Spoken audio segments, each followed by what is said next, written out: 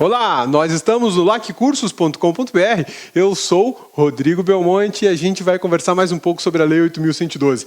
E hoje um tema muito legal, um tema bem interessante, que é seguridade do servidor público federal, seguridade social do servidor público federal. Primeiro ponto que eu já vou deixar claro para você, meu amigão, minha amigona aqui do LAC. Nós não vamos falar de previdência do servidor. A gente vai falar da seguridade social.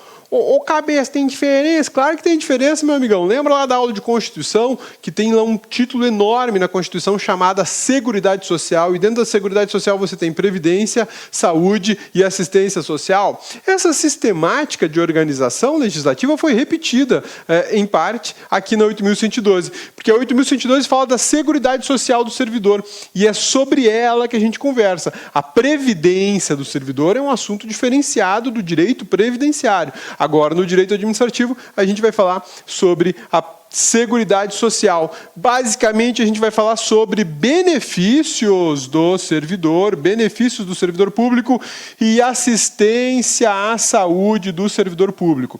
A Lei 8.112 apresenta uma lista de benefícios aplicados ao servidor público civil da União e da administração indireta federal também. A gente está falando das autarquias e das fundações, belezinha? Então, olha só, sobre as disposições gerais da Seguridade Social do servidor. A Lei 8.112 prevê regras básicas sobre benefícios aplicados aos servidores públicos e sobre assistência social do servidor público. Segundo a 8.112, lá no seu artigo 183, a União manterá plano de seguridade social para o servidor e sua família.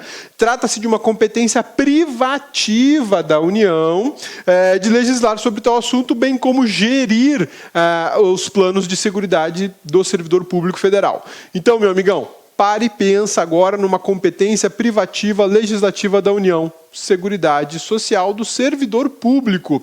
O servidor público, só a União vai poder legislar sobre matérias pertinentes à seguridade social do servidor público federal, porque aos estados caberá legislar sobre a seguridade do servidor público estadual, assim como aos municípios caberá legislar sobre a seguridade social municipal para os seus servidores, porque a seguridade que a gente está falando aqui é uma seguridade diferenciada daquela que talvez você já conheça, que é do INSS, que tem concurso bacana, né?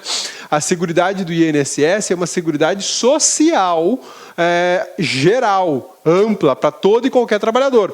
Já a seguridade do servidor, ela é parte do regime jurídico de direito administrativo aplicado aos servidores públicos civis estatutários. Belezinha? Sussa, tranquilos? Então, quando a gente está falando da 8.112, a gente está falando de seguridade social, a ideia é seguridade do servidor público federal, servidor público civil federal, administração direta e administração indireta, especificamente autarquias e fundações. Maravilha? Vamos em frente, então.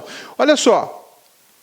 O regime de seguridade social da 8.112 aplica-se apenas aos servidores civis efetivos, olha só, aos efetivos, vamos destacar aqui com canetinha preta que é melhor, né? Aos efetivos estatutários da União, olha que bacana, da União, administração direta e indireta. Por que eu estou chamando a atenção para os efetivos? Porque a gente bem sabe que na administração pública existem dois tipos básicos de servidor. Aquele que é efetivo, aquele que fez concurso, aquele que você será muito em breve, se é que já não é, né? E aquele que é o comissionado, aquele que não fez concurso e ele está na administração porque ele ocupa um cargo comissionado. Esta seguridade social, ela aplica-se apenas ao servidor público efetivo, aquele que fez concurso. Maravilha? Sussa, tranquilos? Cabeça, eu não lembro, cabeça, do servidor comissionado, servidor efetivo. Vamos lá, então. Vamos lá para você relembrar. Olha só, dois tipos de servidor, tá? Servidor comissionado. E o servidor efetivo. Servidor efetivo, obrigatoriamente, ele tem que passar por concurso público. E ele pode, depois de 3 anos de efetivo exercício, atingir a estabilidade. Beleza? Maravilha? Sussa! O servidor comissionado, ele ocupa um cargo comissionado. A gente chama de cargo em comissão ou cargo comissionado. Tá? Esse cargo comissionado tem algumas características. É só para direção, chefia ou assessoramento. Além disso, esse cargo comissionado ele é de livre nomeação e livre exoneração. Tá bom? Ah, e mais uma coisa. Não tem concurso. Não tem concurso para você ocupar um cargo comissionado. Basta você ser indicado por alguma autoridade e aí você está investido nesse cargo comissionado. Lembrando a súmula vinculante do STF que proíbe nepotismo, né? Eu não posso nomear minha esposa para um cargo comissionado, eu não posso nomear minha irmã, minha mãe para cargos comissionados, tendo em vista a proibição estabelecida não só pela Constituição da República, que visa a probidade e a impessoalidade, mas pela súmula vinculante do Supremo Tribunal Federal, que vincula todos os órgãos da administração pública. Não me interessa se é federal, estadual ou municipal, e independente de que poder seja, tá? Belezinha? Sussa, tranquilos? A Seguridade Social da 8.112 só alcança este aqui, ó. Só alcança este aqui, ó. Aqui eu tenho Seguridade Social pela 8.112. E esse comissionado? Esse comissionado fica sujeito às regras do INSS.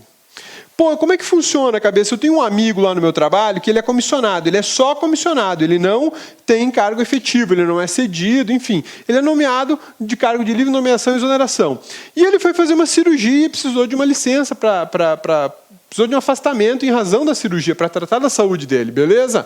Então, seu amigo aí do trabalho, ele seguirá as regras do INSS e não seguirá as regras da 8.112. Ele vai ter o mesmo direito à licença para tratar de saúde dele, para cirurgia, enfim, o que for lá, mas as regras que devem ser observadas não são as regras da 8.112. Por quê? Porque ele é exclusivamente comissionado. Ele não é um efetivo que ocupa cargo comissionado, porque essa possibilidade também existe. Ele é exclusivamente comissionado. E, nesse caso, as regras de Seguridade Social são as do INSS. Belezinha? Sussa, tranquilos? Isso aqui é fundamental para a gente entender que a 8.112, nesse caso, só vai se aplicar para os servidores efetivos, só para aqueles que fizeram concurso, foram nomeados, tomaram posse, entraram em exercício e estão trabalhando na administração pública. Belezinha? Sussa, tranquilos? Então vamos lá que tem mais coisa para a gente analisar na aula de hoje, e essa aula é uma aula bacana porque ela fecha praticamente o 8.112. Na próxima aula, que é a aula número 7, vocês vão analisar só disposições gerais, alguns detalhezinhos finais sobre 8.112, e a gente liquida 8.112 em 7 aulas. Ocorre que algumas têm parte 1, outras têm parte 2, outras têm parte 1, 2 e 3. A lei é enorme, a lei é muito grande. Mas uma coisa bacana que o LAC fez. O LAC preparou um curso de 8.112, uma aula de 8.112, para desossar o assunto, deixar você ciente de tudo que tem dentro dessa lei. Você não vai mais fazer prova, nem vai encarar um concurso público. Pô, eu não vi isso porque faltou na aula. Não, não vai faltar, tá lá na aula. Se não tiver na aula, tá no slide, né? Vai estar na aula porque esse cabeçudo aqui fala demais, né? Então, veja só. Agora a gente já sabe a quem se aplica a 8.112 no tocante à Seguridade Social, beleza? A Seguridade Social do servidor público civil da União não se aplica aos ocupantes de cargos comissionados sem vínculo com a administração pública.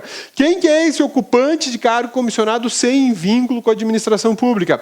É aquele que não é efetivo, é aquele que é exclusivamente comissionado. É o servidor, é o seu amigo aí, que ele foi nomeado para um cargo em comissão, ele não fez o concurso, ou se fez não passou, mas ele está trabalhando contigo. Por quê? Porque ele é um cara bom, ele trabalha bem, tem um bom serviço e nomearam ele para um cargo em comissão, está aí do seu lado, trabalhando neste momento, belezinha?